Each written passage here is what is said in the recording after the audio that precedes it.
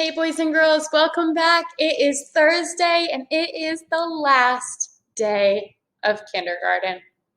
I wish that we could be spending this day together, but I hope you are enjoying watching this read aloud and doing some of the fun activities that I have posted on my focus page.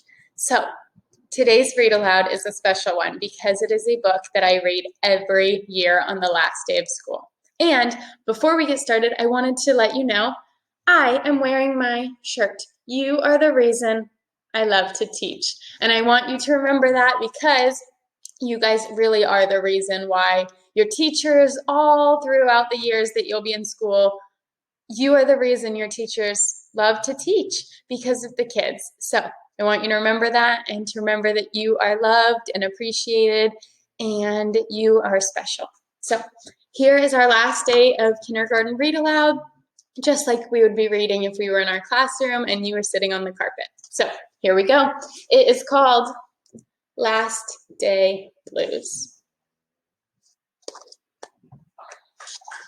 If you can hear that, they even made an appearance on the last day read aloud. Sparty is deciding that right now he needs a drink of water. So you might be able to hear him in the background. Here is Last Day Blues.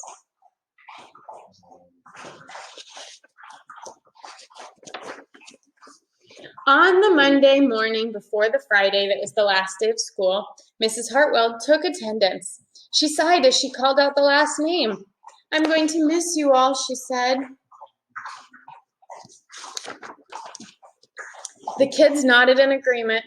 "I'm going to miss my friends," said Shannon. "I'm going to miss Daisy," said Dan.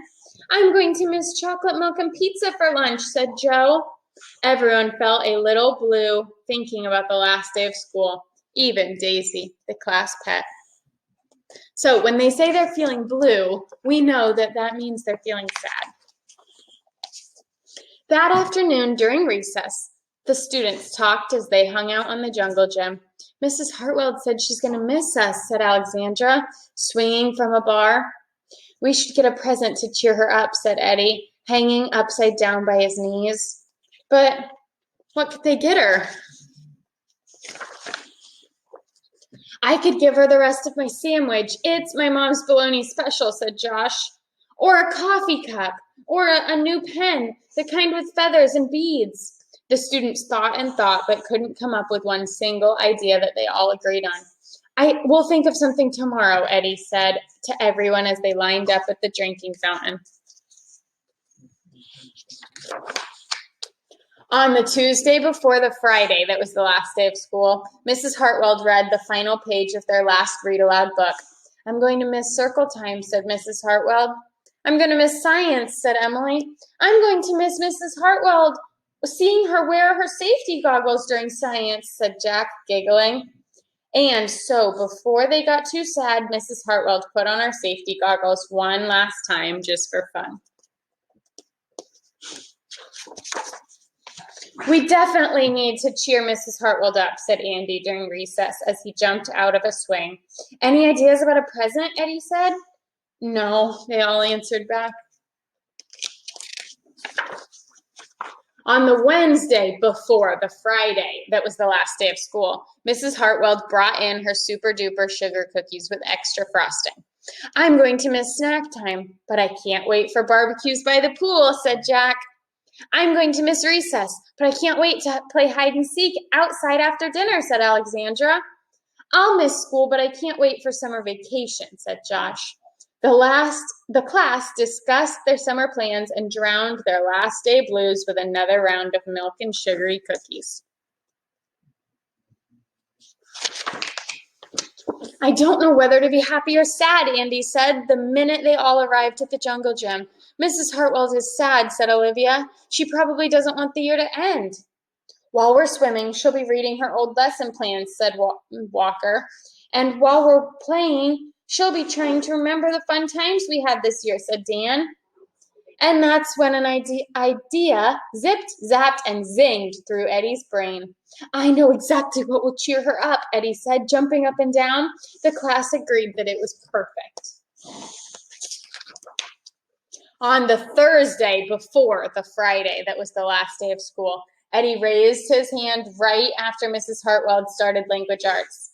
"We need some privacy, please," he said. And so Mrs. Hartwell took down the bulletin board and with her back to the class. She never peeked.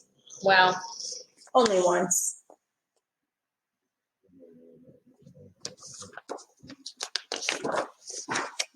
On the morning of the Friday, that was the Friday of the last day of school, the students dashed into the classroom. They snapped open the shades for the very last time. They did their chores for the very last time. They fed Daisy for the very last time. And as soon as the bell rang, they couldn't wait for Mrs. Hartwell to see their present for the very first time.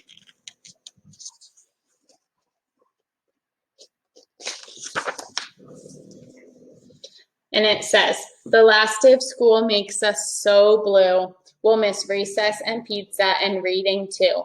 We'll miss Daisy and cookies and friendship true, snack time and science and learning new. We'll miss spelling bees for our test review and groundhogs that play peekaboo. The year's been great and a big wahoo. There are many things to miss, it's true, but mostly what we'll miss is you." And it looks like they all wrote their name around the card and drew something that they'll miss about school.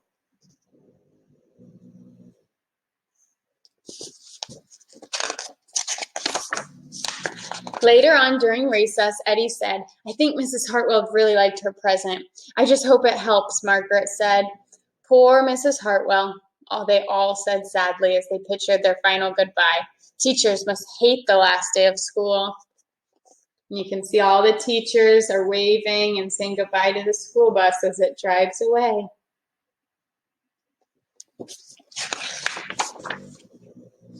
And then it was time, the bell rang. "Goodbye," the students called as they rushed out the door. "Oh, I'm sorry, boys and girls, I forgot. This is what they're thinking is going to happen." That's their imagination. It hasn't really happened yet. Now here we are in real life. And then it was time, the bell rang. "Goodbye," the students called as they rushed out the door. "Goodbye," Mrs. Hartwell said as she called after them. And then she returned to her empty classroom. "It's just you and me, Daisy," she said. "I'm sure going to miss them this summer."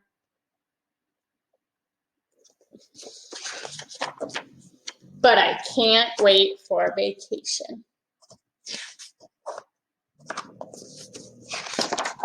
And here's the last page of all of Mrs. Hartwell's little journeys and adventures she took on her summer vacation.